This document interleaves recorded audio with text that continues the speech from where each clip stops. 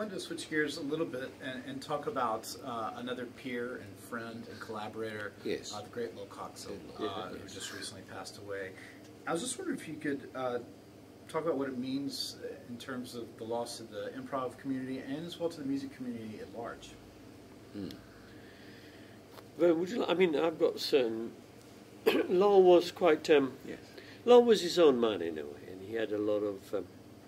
he had a way of dealing with the situation, you know, the kind of improvising situation. But I mean, I've heard Lol sitting with like traditional jazz groups and stuff like that, and he still had his own way of going through the changes, which is beautiful. And he had techniques that he could use in other areas of music, but he was inspired by improvisers, you know, people who improvised, and so that.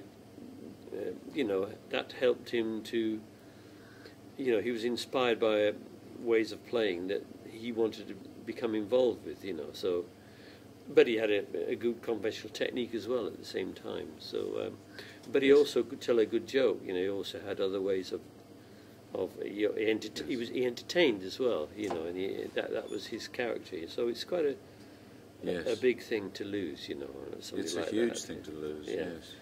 And Veryan did a lot more playing with him than I did in the recent past. So maybe Veryan, some other like thoughts on that one, because you were very close to him, weren't you?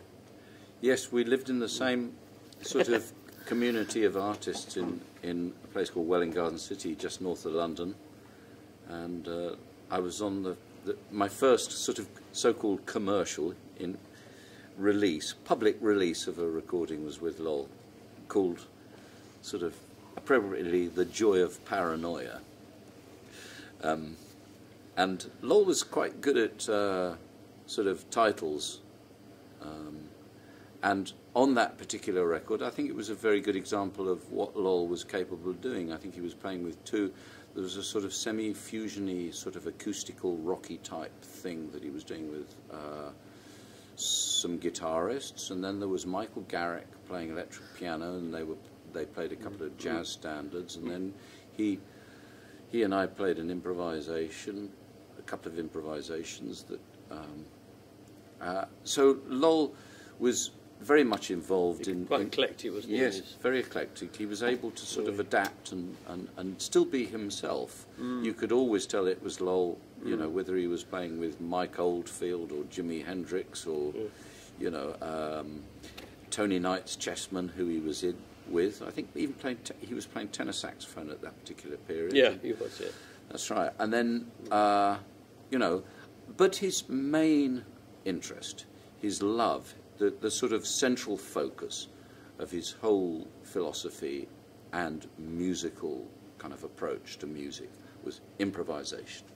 That's what he wanted to do most of all, and always did. He was a great improviser. And one of his big inspirations, actually, funnily enough, was Trevor. You know, he said to me on a couple of occasions that, you know, Trevor was a great inspiration to him when he heard him at the little theatre club in London, and Lol would have been possibly busking in Leicester Square trying to make enough money to feed his family, which was difficult for him at the time, and he would come up.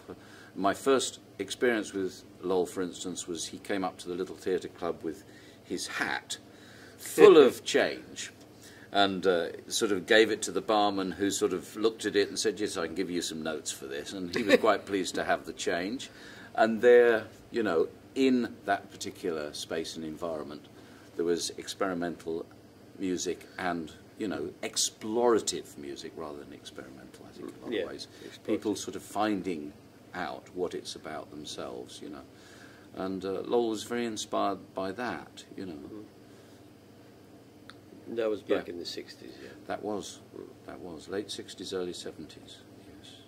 Well, you just mentioned, you know, you talked about him as someone who could crack a good joke, and it seems there's a lot of, you know, sort of stories out there about him as just who he was as a person, and that he was quite a character, and that there's, you know, there was the musician Lol, and there was also the person. I was wondering if you just maybe touch on who he was just as a man, you know, aside from the music.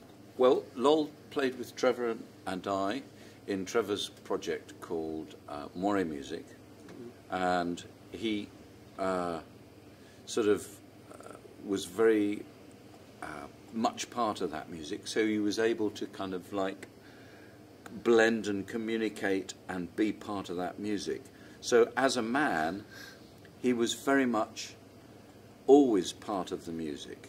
He you know, maintaining his own voice, but also being able to always adapt and somehow add something himself to whatever situation he was playing in, whether it be totally very kind of radical and experimental, which involved, say for instance, I heard him once in Welwyn Garden City in a pub with Paul Rutherford doing something, and Paul Rutherford started with a recitation of Gunga Din, and I've heard him do that, yeah. And Lol was very much part of this. I think even Paul was dressed in sort of military attire. Oh, was he? Yeah, No. There was a huge amount of irony going on. Yes, that's and, it.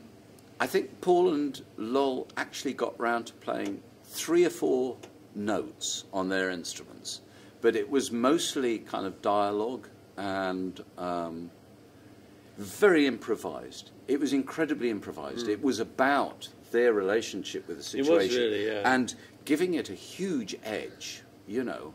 Both Paul and Lol had worked together, for instance, in Mike Westbrook's band, and had been involved in other things, you know, and again knew how to adapt and make something out of it, which was, you know, sometimes quite important to make a comment. Like, for instance, there was a situation where one of the very bossy people in this theatre group, who had a sort of huge megalomaniacal sort of ego, wanted this sort of descending into a lake scenario where, and Lol was actually the music director of this situation, and he said, what I want is I want a mixture of romanticism, a sort of gothic touch where I submerge myself into the water and we hear the deep, dark minor chords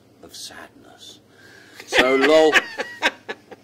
Lol actually, when this all takes place, plays this little tune that he wrote called Hot Jamboree, which is a kind of ridiculous situation. It's hugely ironic. And he got the sack. Why? Which, because the guy absolutely sort of got terribly angry. Yeah, yeah. But it was necessary because this guy, you know, needed something else. He lacked humour, really. Yeah, that's right. He lacked irony. Lol had a lot of irony. So you could say it was very ironic. Yeah, I mean, he would always have a little wry smile on his face, but he'd be very dry. Yes, actually, very dry. hugely. And yeah. Gosh. So humor was very much a part of not only him as a person, but as also with the music. Yes. It kind of came through a little bit. Yes. Yeah. Yeah. Absolutely. And it was quite dark, but it was good.